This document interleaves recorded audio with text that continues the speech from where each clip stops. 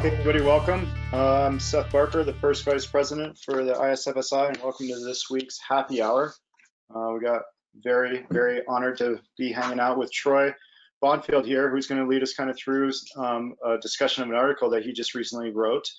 And just a couple rules of engagement here. We want to make sure that everybody's mic is muted. It helps if you turn your video feed on so you can see when you're raising your hand or something like that.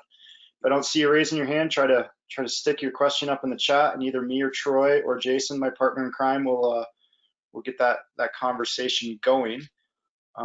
Again, this happy hour has been super successful. You know, we started this when we couldn't meet at FDIC this year and during our annual membership meeting and our social hour, and we've kind of started doing this on a weekly basis, and then now every bi-monthly. And I really look forward to it every 2 weeks or so. It gets me back and engaged with everybody, and it's one of the highlights of the month for me.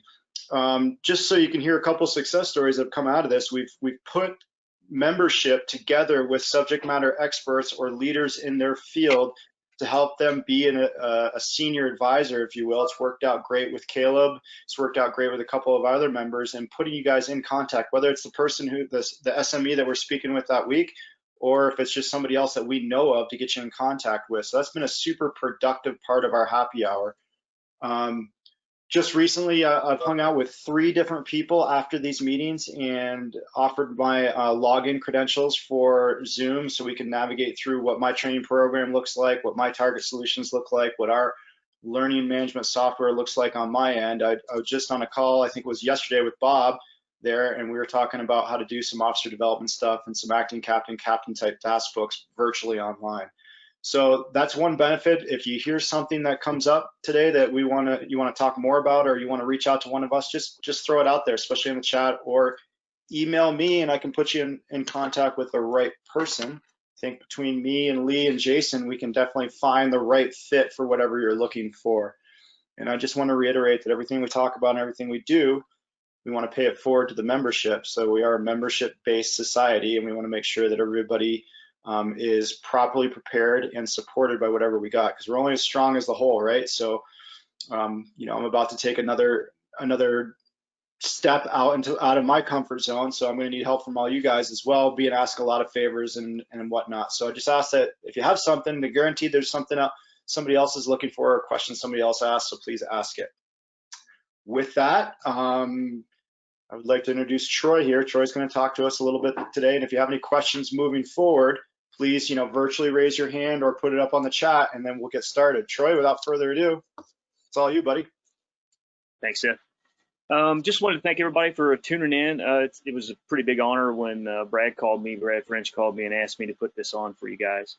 I don't consider myself to be an SME necessarily. I like to just take ideas and things that I hear and I see and try to apply them to what we do on a daily basis, and then pass that on to others. And that's kind of what this article ended up being. It was I had to read a book, Patrick Lencionis' book, 5 Dysfunctions of a Team for a Promotion Process. And I was like, man, that would really work for an instructor, and how you can build instruction out to teach people from a very beginning to how to learn how to work as a team, how to build that into their daily routine. Because one of the things that that I've noticed over the years is that we spend a lot of time teaching skill, right? We teach, as instructors, we teach how to throw a ladder, how to do EMS, how to do all this other stuff, and we hone in on the skills. But when it comes down to it, 90% of what we do is dealing with people, right? It's dealing with each other, how to work in a group, how to work with difficult personalities, how to work in a group with people that might be introverted, and we're not used to that. So, and unless we place ourselves in that kind of a situation and we learn how to operate and work with those types of people, the skills that we do won't be quite as successful as we would normally want them to be. So I feel like this book is kind of a good way of building that out from the very beginning. So that's, I got to give Patrick Lencionis a plug here, because I basically stole his material and applied it to the fire service instructor. So, so with that said, just a little bit about me. I've been in the fire service for close to 25 years now. I work just south of Brad in a district just south of him, Washington Township. I'm a newly promoted battalion chief for them.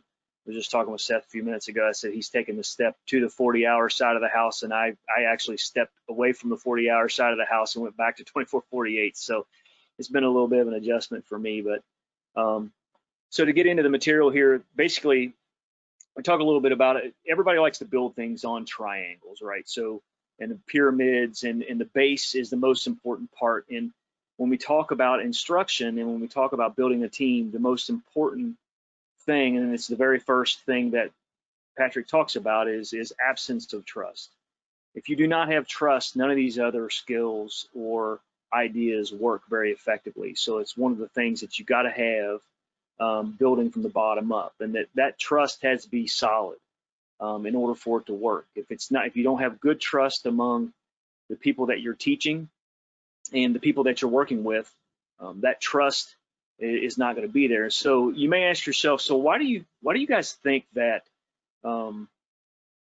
teamwork or teaching teamwork in the very beginning of instruction is important? Why do you guys think that is an important thing to do?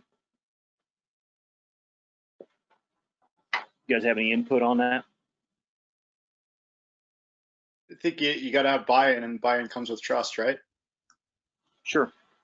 Yep, and that's one of the things that we'll talk about in a little bit, is having that buy-in, right? So, but how do you build trust? How do you build trust from the very beginning? I mean, let's say, if you guys go to FDIC or you go to a local conference, why do you pick the instructors that you want to sit in with and listen to? What is it about them, or that brings you to them? I think they've got to be they've got to be engaging, and they've got to be passionate, right? I mean, that's one of the things. You can have somebody that's an SME on something, but if you don't believe what they're saying, if you don't believe what they're saying is kind of coming from the heart, that they really are passionate, enthusiastic about that topic, the message, the nuts and bolts message of what they're saying is lost. So I think in terms of building trust and why you seek out certain instructors, it's because you can tell that they care. It's kind of that. It's kind of them being able to tap into that effective learning domain, if that makes any sense. Absolutely. And then Jack put in here topic, content, and reputation. And reputation is everything, right? I mean, a lot of times when we're picking someone to listen to, it's because of their experience and the reputation that they have, right? We want to hear what they have to say because they've had that experience and they've got a good reputation in that. So that's how you build. Let's say, for instance, you've got a brand new class, right? And you are going to be teaching them. How do you build trust? You say it's very hard to build trust off the beginning because trust takes time, right? Well, a good segue or a good start to that is to have that reputation and to have that experience that these people want to listen to what you have to say. And that kind of opens the door for you to start to begin to build that trust with the people that you're teaching, right? So if they don't trust you, they're not going to listen. Just like Brad said, just like they're not going to listen to the thing that you have to say if you don't have a good reputation, street credibility, and you've got that experience there that they want to listen to. So what about your old or more tenured members? Let's get away from teaching the fire academy classes and things. And how are you building that same trust with those older and tenured people that you're instructing in your departments?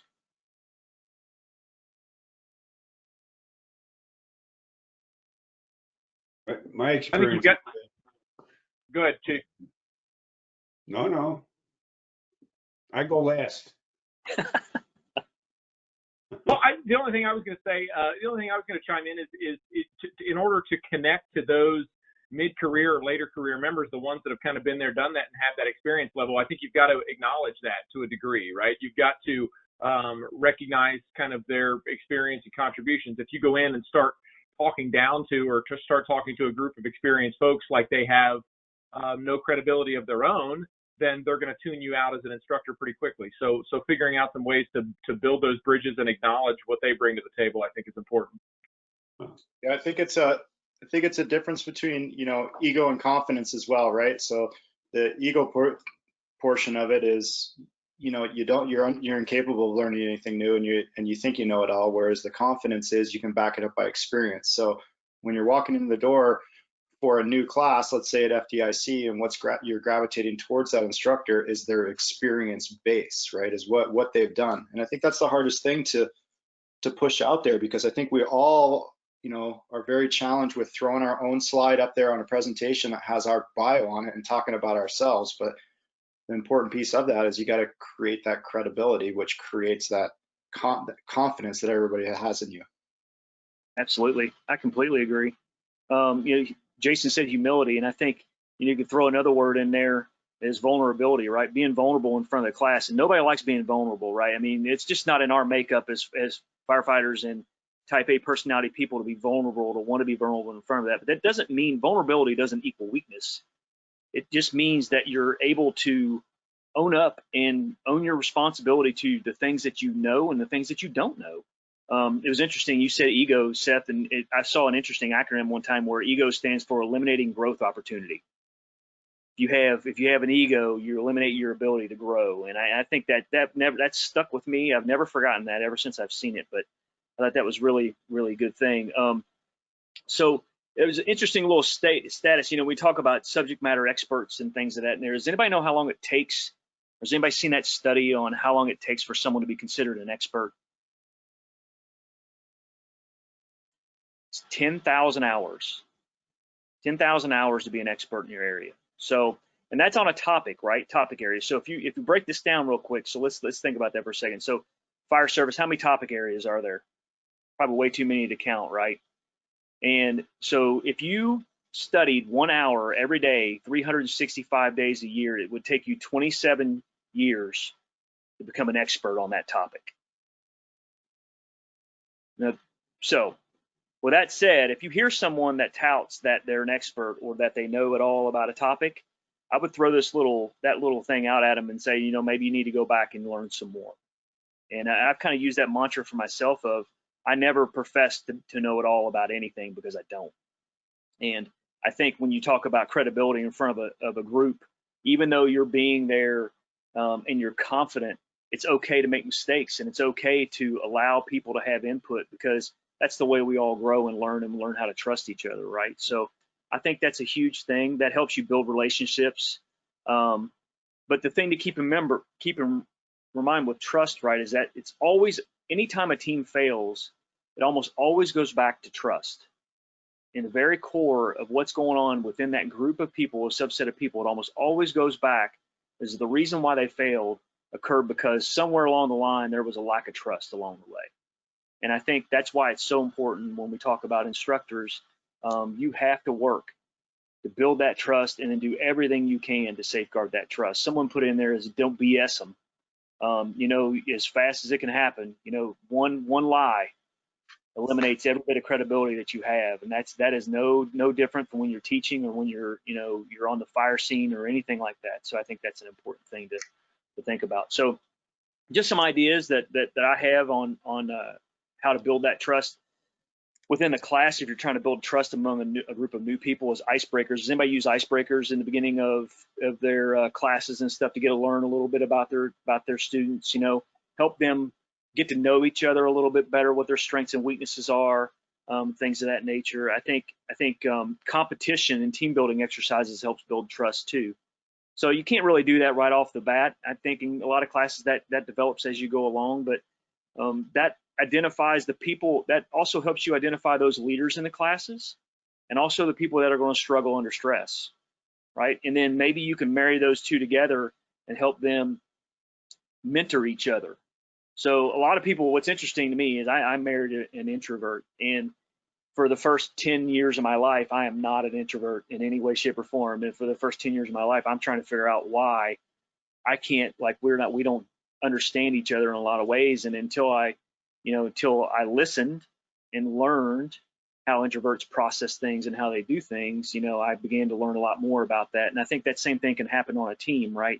Not everybody's a type A personality and an extrovert. And I think helping them understand each other a little bit better helps build the trust between those two.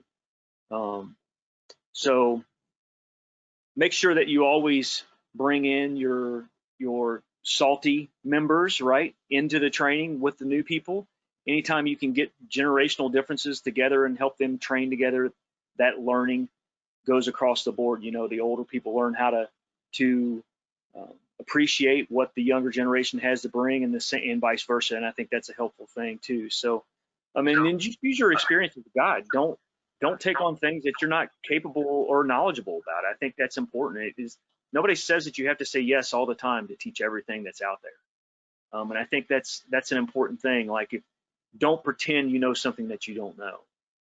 So what do you guys got on that? Any other ideas on how to overcome absence of trust in certain areas? Mary, did you have something to chime in with? I did, but Troy actually said what I was going to say. In order to be trustworthy, you need to have a good history of being honest and of meaning what you say and treating people equally or equally as indicated in your protocols. You know, if you're in a department that treats people different based on the chain of command, if that's exercised fairly and across the board, people will trust you. But and then I also put on the chat something from a slide I've used when I've taught persuasion or proposal writing is trust plus expertise equals credibility. So people trust you and you do have some expertise. You may not be the expert, but you have some expertise and you're willing to share it. So that's how you can build credibility. It's great.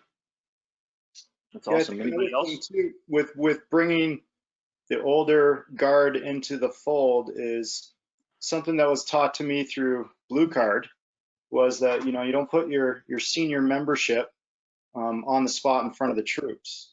So you almost want to have a side conversation or a side training or a side lecture to get buy-in from the senior members, so they don't feel embarrassed like the brand new boot knows more than them. So they can feel like they're part of that team aspect of learning a new skill, rep, whatever it is, or curriculum is get buy-in with those guys first and have them be part of that teaching team. And that's been super successful with me because things are always coming up new. There's always somebody younger, smarter, and faster than you are. So you just got to make sure that you're keeping the older generation in check or in the loop. That's a way we keep our tenured guys engaged too. You know, the longer you spend in the fire service, the easier it is for you to kind of disengage and put things in cruise control. And you know, it lets them know that they're still needed, and that requisite knowledge that they've got is so important. You know, we lose that so quickly in an instant, and a lot of organizations don't have, especially not smaller organizations like mine. You just don't have. When one person could leave and 40 years of experience is gone, right? So bringing them into the fold and learning those things, teaching the young people the things that they've learned over the years, because we don't do the fires and the things that we would normally do anymore. It's just so important. And Michael McCarthy said, you know, trust is like a light switch, on or off. Either have it or you don't. It's not a scale of 1 to 10. You can always work on the expertise side of things, but trust is, and you're right in a lot of ways. I think it can be switched off just as quickly as it's switched on. So very good input for sure. Does anybody have anything else on trust at all that you want to add? Yeah, I think Caleb kind of hit it right on the head, or sorry, Mike kind of hit it right on the head there. Is it's on or off, right? And that's very, very realistic, you know. It's because once you lose trust, I mean, it's almost impossible to get it back, right? So with trust comes transparency, and you just gotta not go down the road of knowledge is power. You got to be completely transparent with your knowledge to make sure that everybody has the same amount of knowledge as you, and you're not trying to be the smartest person in the room. Sure. And owning everything, right? I mean, like for me, it's so important for me that I own any mistakes that I make, 100%. And you know, there's no well then where I own it. It's mine. I'm moving on. Let's move on with it. And I think that's so important, is to not try to cast your responsibilities off on other people. So the next step up from that is fear of conflict. Obviously, as you can imagine, you're not going to be able to have productive conflict within a team if you don't trust each other. You know, there's always going to be that concern of, well, you know, there could be discipline, there could be punishment for us having conflict or things that if you disagree with someone else's opinion and things of that nature. So this is why it's so important for that trust to be built first. But with that trust being built, say you've built that trust, you now have the ability to have conflict, and conflict is healthy, right? If we all are in the fire service and we all agreed, right? I mean, how boring would that be, right? I mean, that would stink, man, if we all agreed on everything. There wouldn't be any chat boards on Facebook or anything like that. Nobody'd have anything to say, right? So I think it's important that we have productive conflict, okay? And I think that I can't use that word enough. I think productive conflict is important, keeping the personalities out of it, the personal opinions out of it, keep things fact-based, and have them move forward with that. So I think it needs to be guided, and this is where the instructor comes in, right? So how do you foster that productive conflict within your instruction and in your classes? How would you do that?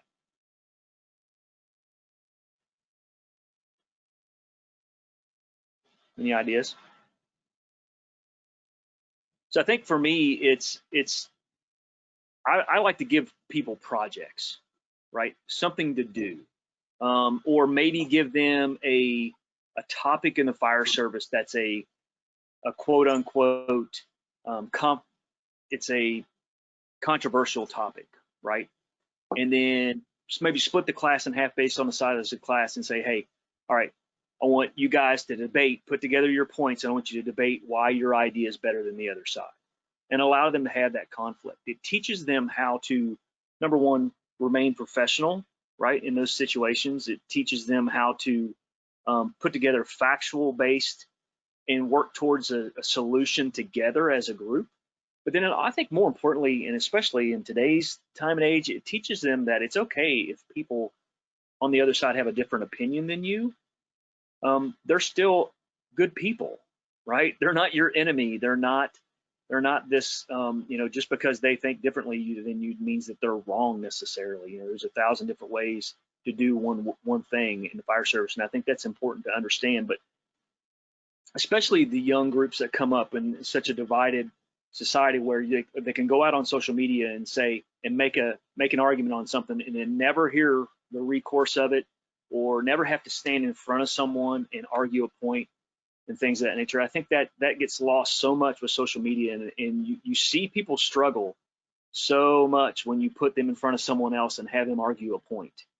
I think that's important inside of a class. It helps, because imagine when you get into the fire service, I mean, you go to your first shift, everybody just agrees on everything, right? I mean, yeah, we all know that's not true. So how do we teach them how to be able to interact in those environments and be able to do that? And there was some Caleb put in here, clarity is important. Let them know your expectations and hold them to it. And I think that's true, absolutely. And that works a lot with what we'll talk about in here in a minute, is just getting commitment and holding accountability, right? And knowing that what the expectations are. Bob put in here, there's a book that's called Trust the Edge by David Horsager. So I think, you can look that up. So these are just some things to think about when we talk about conflict. If you've heard the term, a team that fights together stays together, or trains together stays together, I think that's an important thing. And the important thing here, one of the important things is not to avoid the conflict, right? Because what happens when we avoid conflict? If you don't agree with something that somebody else said, what happens when you avoid that? Does anything good come from that generally? It simmers. Absolutely. It grows. Yeah. It just continues to get worse and worse and worse until probably something bad happens at that point, right? So you either blow up, or you have a bad argument, and then worse things come out of that, where if it would just have been discussed, whether it would have been a heated discussion or not, you can address those issues earlier on before they get bad. Because what happens when you're not addressing things straight on, it's like telefireman, the telephone game, everything's going to get spun out of shape, right? And then next thing you know, you got people talking behind each other's backs, and then nothing good comes from that. So anybody else have this is one of our primary focuses with our officers is conflict resolution and mitigating that whole conflict thing. Because one thing that's always tore me up about some of my previous officers is you go to get an eval and it's not as good as you thought it was going to be, and you're sitting there going, now I'm just finding this out. So I think that once you set that foundation to begin that conflict resolution and defining those expectations and communicating those expectations, then I think that helps a lot with ongoing conflict resolution, if you want to call it that, throughout the year. And our academies are set up where we have a halfway meeting, we have a pre-academy meeting, a halfway point meeting, and a post-academy meeting with our instructors, and that's exactly what that's set up to do. What conflicts are we having in the academy? Are we covering this topic sufficiently? Are we covering not covering the next topic sufficiently? And each instructor is passionate about each topic, so it kind of sets the stage to get through that. So I think you just got to be open with each other, and it goes back to trust. You want someone to trust you, you better be trusting them because you put them in that position to do certain tasks, and that it goes both ways. Absolutely, 100% That agree brings with up that. so go ahead, Mary. There's a technique that we teach in the class I teach at the National Fire Academy related to listening, which is a really important component of building trust, is having people feel like they've been heard and understood. And then people have a stronger basis for a conversation as opposed to a shouting match of some sort. And in simplest terms, we give people a list of topics that we anticipate there might be disagreement, and we avoid social hot button topics that we're all just ill-equipped to handle. But I might pick a topic like your department wants to have all line off, everybody on the line, anybody that goes into the fire environment has to take the combat challenge every year, not just the newbies or the firefighters. So, and if you agree with that or disagree, people quickly identify themselves. And then we have groups of 3, and one person talks, one person listens, and one person takes notes about what they're observing or keeping them on track. And so for 2 minutes, one person gives his or her position on why they support this idea. And then before the second person can give feedback, that second person has to reiterate back to the first speaker, here's what I heard you say. And before the second speaker can present his or her position, they must have clarified to the first speaker's satisfaction that, yes, that's what I was saying. And then they reverse roles. The second person talks 2 minutes uninterrupted, and the new listener has to confirm. And it is powerful. And people always end up finding common ground on their topics when they just listen for 2 minutes. And it's one of those exercises that people go home at night and call their wives and say, we ought to try this too. But it's something that can be used in the firehouse just to teach people how to listen. We have a lot of people that really don't know how to listen, have never been taught the value or the techniques. We're better at just jumping into other people's conversations. So before I do the same thing, I'll be quiet now. You listen to answer, right? Listen to answer the question, not listen to actually listen, right? Yeah, that was awesome. Thank you, Mary.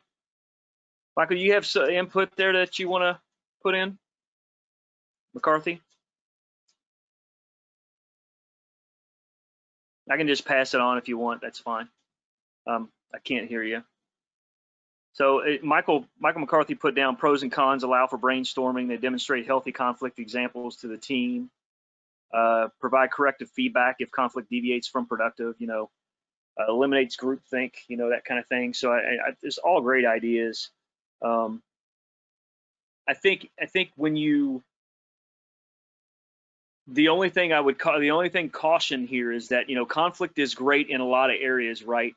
With the exception of the fire ground, right? Fire ground, when there's order given, you follow the order, you have the conversation after, that kind of thing, unless there's a safety related type issue. But when you have a young group, they can be misconstrued that conflict is great everywhere, and that's not necessarily the case, right? It's got to be the right environment, the right time, that kind of stuff. But as instructors, we can foster those environments and make that more productive for them. I think that's important. So the next part of the pyramid there is lack of commitment. So we build trust. We have conflict, and in order to have a commitment to the organization or the cause or the direction that you guys are going, those two bottom areas have to be in place. You have to be able to trust each other. You have to be able to have conflict or debate with each other about important things, and that's going to help you give that buy-in. Because like what you had said before, you know, because you feel like your ideas have been heard and that you've got a voice, right? You feel like, so you're more likely to have commitment. There was I don't know if anybody knows Andy Stanley. It's like the worst thing a leader can have basically is if you don't listen to your people, and eventually you'll find yourself in a room with a bunch of people that have nothing to say, right? And that's like the worst place to be, right? As an instructor, you don't want, you know, you would expect most times when you have a question for something that someone would have some sort of input, and you don't want your people to not have input anymore. So having that commitment, building that, they need to feel like that's worth their time in order to give that commitment, and that it's going to go somewhere. And I think that's important as part of building that team.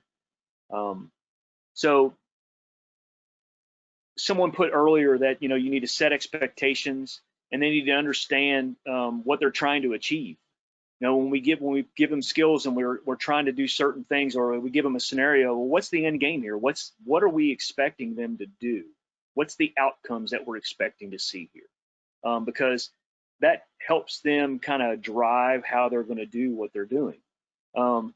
Make sure they're making decisions based on good information, and then move on. One of the issues, one of the worst things that can happen in maintaining commitment of your people in an organization is the paralysis by analysis thing. I used to work with a chief a long time ago that would sit on a topic forever, and sometimes it was the very simplest thing, but he wanted to make sure that all the data, 100% of the data that he had, supported the decision, right?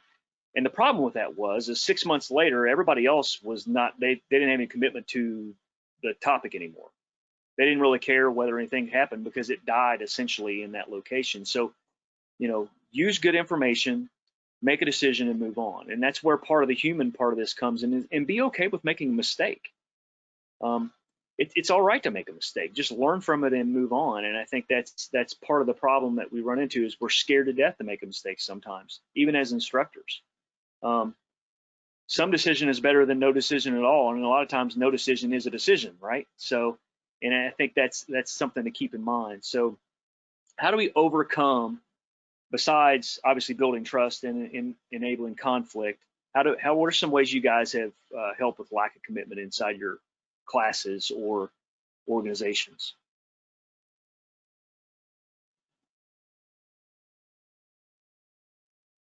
You fire all the unhappy people. How's that sound? Fire all them. Oh, if it was that easy. That might be one of the biggest challenges you face, right? Is that these are things you can't force, and if somebody wants to just coast, especially, I mean, there are exceptions within the fire service, but certainly most metropolitan fire services, you know, that have anything resembling, you know, union protection and, you know, or any kind of rights to work. It's really difficult to get somebody off the minimum requirement, right? So I think part of the challenge is that what's the value added in being a team player, being part of it, right? If there isn't a perceived value to that firefighter, then it doesn't make sense to give the extra effort. So I think finding that, what's the benefit? And I don't think there's anything wrong with saying this. You know, what's the benefit to this guy? Why should he be engaged? Why should he get along?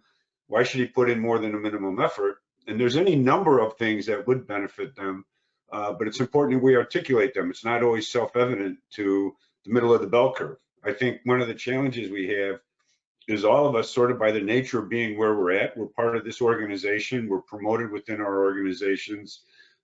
We're at the top end of the bell curve, whether we like to, you know, we don't want to say that, we want to be humble, but the fact of the matter is we're at the top of the bell curve. But the bulk of our organizations, no matter where you go, is in the middle of that bell curve. So what motivates them? I mean, it takes some effort, right? How do I, you know, what's of value to them? And then I think part of our responsibility is to provide that value. Absolutely. It's important to focus on being clear, right? And making sure that they understand exactly what's expected of them, and then providing some closure to the things that you guys are working on, right? I mean, if we always have these, we never follow through or complete a task or complete the things, right? There's always going to be, like just what you said, Pete, is, you know, well, why did I even do that, right? You know, you give a project to somebody, it's like, well, if we're never going to finish a project, or we're never going to, you know, finish a task within a course or whatever else, then why would I even put in the time to do it? So why should I be committed to that? So I think that's a huge importance. Maybe during classes, you know, one of the things I like to do, one of the organizations I used to work for was it was a pride and ownership type project where they would give you a tool off a fire apparatus and have you rehab that tool. And you would have, you know, your do's and don'ts, basically, your deadlines and the things. But other than that, they gave you the authority and the ability to do what you wanted to do with putting that tool together. So you had some pride, and then when you got done, you met your deadlines and you did the things that you did. You got to put that tool on the apparatus that you were assigned to and use it. So I mean, it was kind of a cool little project, and it helped you feel like, you know, you're part of the organization and part of the group and part of the team. And I think that's incredibly important when we're doing that. So maybe give some examples of department issues that need to be resolved, and have them work towards those issues, and how would they solve those issues, and then use their ideas. You know, if they're obviously physically possible and they're not completely off the wall and going to cause all kinds of news articles and stuff, but you know, if it's something that we can utilize, maybe do that, and then you never know what happens from there. So the next thing you know, they're like, hey, you know, he used my idea there. Now I'm even more committed to the cause of the organization and to the team and moving forward. And I think that's a huge win for sure. You know, but it's not a one and done, right? It is a continual process. This whole thing is a continual process that you're always circling around and coming back to the trust and working on that trust and building that up. And it's not a, hey, I've arrived, because that never happens with this type of thing. So so the next part of this is avoidance of accountability, and for me, this is probably one of the things that I focus on the most, because I feel like this one thing for me will destroy everything that's going on with regards to trust, with regards to someone wanting to have productive conflict with you, being committed to the team, is when someone doesn't either, number one, doesn't hold themselves accountable for the things that they're doing. And us as instructors, this is incredibly important, right? Just remember that if you see, always look in the mirror before you judge what your students are doing, because you may just find that they're repeating what they saw. And what I mean by that is that, you know, if you're talking bad about your organization to your fellow instructors or whatever else, or the place that you teach, and they hear that, and then the next thing you know, they're talking bad about it. Or, you know, you're talking bad about a certain way of doing a certain skill, and next thing you know, now they're talking bad about that. Just be very aware that everyone is watching all the time, right? So holding yourself accountable for the things that you're doing. If you're showing up to class late, not dressed professionally, what do you expect they're going to do? You know, so, and I think that's important. That's number one. And then number two, the next part of that is you have to hold each other accountable. And this is where the building block happens, right? If I don't trust you, I'm not going to have conflict with you. If I'm not going to have conflict with you, I'm not going to be committed enough that I'm going to hold you accountable for the team's success. So that's important, right? And it doesn't mean that I'm going to call you out in front of everybody else, but it may mean that, hey, I see that you're struggling in this area, and I'm going to mentor you and help you out to get you up to what the rest of the team is, right? So I think where these things build on each other, you can see how that works. So they'll address those underperforming members of the team. because they have a commitment to the overall success of the team. So they're going to help each other out. Does anybody have any examples of that, or anything that you guys have seen that where that's been a benefit? Well, I can speak to the other side of the coin because I think it's a lot easier to talk about where I've failed rather than where I've been successful. But you know, it's funny when you tell your guys that they got to manage up. So let's say, for example, you know, there's an officer or somebody within the chain below you that is not meeting the expectation of the guys, and then the guys come to you and say, hey, you know, this guy sucks, or this guy's doing this, or this girl's doing this, or whatever that may be. And your answer is, well, what do you think I should do? Well, that's not my job. It's not my job to tell you what I think you should do. And you got to be ready to answer those questions, those tough questions of, you know, how and why, when and where you're going to address that problem. I'm going to go back to what John said earlier, is that, you know, it can't be at the end stage of where you're addressing this. It's got to be a fluid, linear progression, and you got to be coached along the way. So when it does come to the end of academy, the end of a class, the end of a probationary period, or your annual eval, you can highlight those coachable moments all along the way, saying, hey man, you're still not doing this, and I'm putting it in your eval, but you can't wait until the end to offer feedback, because then you've failed yourself and that individual, because then you're just waiting for that venue to speak openly, that's where the communication comes out, and the commitment for that matter. You know, you're committed to that employee, to steer them on the right path from start to finish. Absolutely. It is a process. Anybody else have anything on that?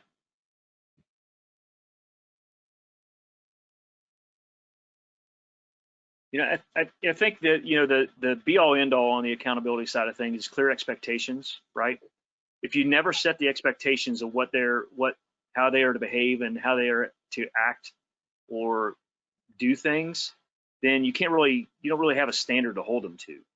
So I think it's important to that early on. Like, I can use myself as an example. One of the things that I tried really hard to do when I took this new job as battalion chief was to sit down with each one of the stations and say, hey, look, here's what I expect on a daily basis and in these certain instances, and then give them the opportunity to ask what they expect of me, right? And I think that was a huge thing, because I came into a new organization when I took this job, so I have a lot of trust I've got to build, right? So that was my starting point, was to build that trust based on expectations. And if I don't set those initially, then it's just kind of a free for all. You know, nobody knows. You're closing your eyes and throwing darts at a dartboard and hoping it hits the right spot, right? So I think that's an important thing.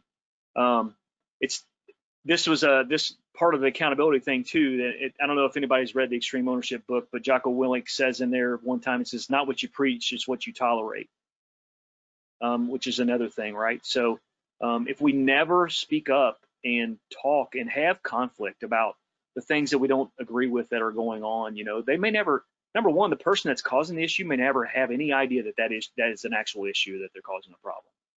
And two, if you don't ever bring things up or whatever else, I can't fix things I don't know about, right? So I mean, I think that's an incredibly important part of the accountability piece, is that they got to feel comfortable to be able to do that and have those conversations and talk to you about that kind of stuff.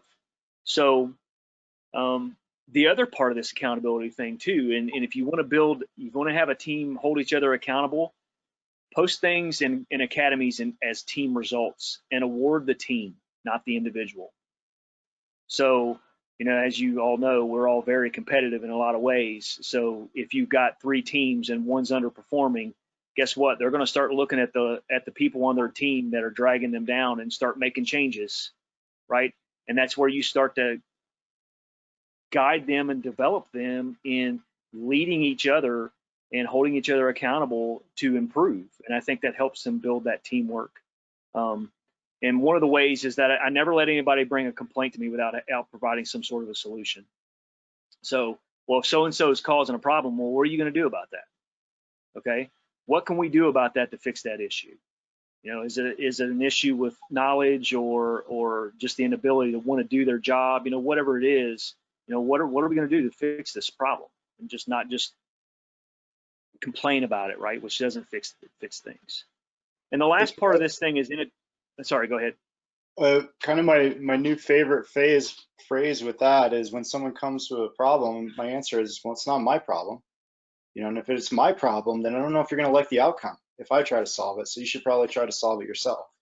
Right. That usually is pretty effective so far, at Sure. least. Well, that's good. I'm on this earth. But you're gonna like your solution a whole lot more than mine, absolutely. That's funny. So, They get that, too. go ahead, Chief. I was just saying, they get that. It really works. It's very, very effective. You can figure this out, or I can figure it out. Because my only solution is that rule book up there. You know, almost by law, that's my solution. If you want to do something different, get on it. Right. That's funny. So the last part of this is inattention to results. So we built the trust, you had the conflict, we were committed to whatever's going on, we're holding each other accountable, and we do all that because we want the outcome. We are supporting what we want to have happen as a team, right? The success of the team is this, and we're building up to that. And the problem that you have is with the inattention to results, people start to focus inward on themselves and their own personal success and not the success of the team. And that's where that happens. And so the key here is that they're focusing on the success of the team, not the individual. And a lot of times, and again, a lot of this stuff kind of repeats itself because in order for them to do that, they have to know what the expectations are of them and what the wanted results are.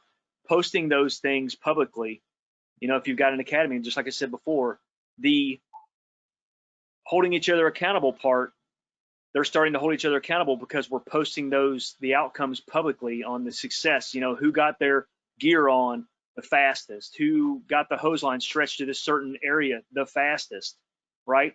Because the result of that, they are now focused on the result as a team. Hey, I don't want to be third, I want to be first, right? So that's the result, right? So now they're going to do whatever they can to focus on that. How do I get from here to there? And what are the things we need to do as a team in order to make that happen? And they'll do whatever it takes to win in that circumstance. And I think that's important. Building a team is that there is an end game, right? You got to have that end game. There's got to be a goal in mind. And then our job as instructors is to kind of facilitate that process along the way and help them realize that as a team, not as a group of individuals, if that makes sense. So obviously a lot of this is a lot easier said than done, right? And it's not something that you're going to do overnight. Now Jesse had mentioned that, you know, clear expectations and consistency go a long way with accountability. Others will notice if you hold different people to different standards, right? Everybody gets held to the same standard. Everybody gets judged based on the same standard. I think that's important. And the big thing here, the nice forgiving thing about this process is focus on the trust part first, right? Build that trust. Use some of these other things, you know, by holding yourself accountable and setting those expectations and giving clear goals and direction and all that stuff to help you build that trust. And you can work on multiple levels at the same time, but just understand that there is a pecking order in this process that kind of has to happen in order for it all to be successful. And you're going to have failures along the way. You need to be able to go back and kind of look at this and say, hey, where was the failure? Maybe it wasn't with the trust. Maybe it was we weren't having good debates about topics. And next thing you know, now we're talking about each other behind each other's back. Or we are, as instructors or officers, not squelching rumors and allowing them to fester. And next thing you know, you've got a lot of people that are irritated about something that was really a non-issue to begin with, right? And going straight to the source and having those conversations and right off the bat, I think is essential to this. So that's it. That's pretty much what I had, guys. I don't know if anyone else has any other input that you would like to give on this topic. I think this absolutely great stuff. I think it's hard to condense this all in 50 minutes or less when it's a 4-hour discussion, to say the least. But I think you hit on the highlights there, and got me thinking already, that's for sure. Mary, do you have something to add? Okay, anybody else? I just, right at the end there, you brought up Jocko Willink. And I'll tell you flat out, he doesn't sing to me, but he sings to a lot of the younger firefighters. And that's an important part of the message, is that, nothing here is really all that new, but every generation has to hear it in their own voice. And it can be difficult for us as we get older and further along in our careers to recognize that the voice that sings to us might not necessarily resonate with the next, group of firefighters. And it's important that we work to find that message, that person, that whoever, that messenger that resonates with that group, because it's only when they'll pick it up that it works. And I'm really glad you brought up Jocko. I mean, I like the guy and I like his stuff, but he's not for me, but he works great with a lot of firefighters. He really does. I love it. And Simon Sinek's another one that works really well with the Gen Zs and the millennials and all that. So Yeah. Working with those folks is great. Yeah, and I think that's, Go ahead. I think that's important. That's how you build that, is by bringing those tenured people in that may not understand how that younger generations are, right, and think, and what they expect, and what that message needs to be, so you can learn how to work together that way. I think it's important. Yep. Yeah, for sure. I was going to just speak on Jocko and other people at FDIC type classes, where you'll see a line out the door for people going and sit in their classes that I want to have nothing to do with, because they don't speak to me. It's a different generational thing, whether that be the older or younger generation. I don't know what the answer to that. I think the Jocko analogy, though, is, the guys that are coming into the fire service with the good guys are a lot of military experience, and they respect the hell out of that guy. A quick story with that is, Jocko's sister is my neighbor. And I was like, oh yeah, I know your sister, and yeah, you should come speak at the fire department. He looks me square in the eye. He's like, yeah, $30,000, I'll come speak. And I'm like, wow, they're Right. there. Yeah, no favors. Oh, but his message resonates with me, but not his voice, right? I mean, he's just not the one for me. But I can't let that get in the way of recognizing that he's the one for many, many young fire officers. Love it, the way he crafts his message. His core message is spot on. You are responsible, right? Assume responsibility. But Yeah. But I'm so glad you brought it up, because I think that's a place where we fail a lot. Is that, if it's not working, it's not working, and it's up to us to find a way to make it work. It's not up to them to figure it out. We got to figure it out. So Yeah, it's not. It's there. Just like the older generation, when we came into the fire service, right? We were a bunch of knuckleheads and didn't know what we were doing, and the way we learned was crazy, and everything else, right? And then now we're saying the same thing about the generation that's coming in now, right? So it's incumbent on us to learn how they learn, right? And to understand them. It's important that we do that. It's not they're our problem, right? We have to teach them and learn how to do that. So Yeah. Well, thanks, Troy. I really appreciate your time. Thanks for sharing with us today.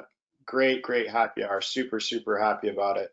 Does anybody else have any questions or anything to add before we? Have I got 45 seconds for a shameless plug? Oh, please, Pete. I can't wait. So I just got done recording a podcast sort of thing for Firehouse with Mark Davidson and Jesse Quinalty and a couple other folks on leadership. It's going to air December 8th at 4 p.m., as I understand it.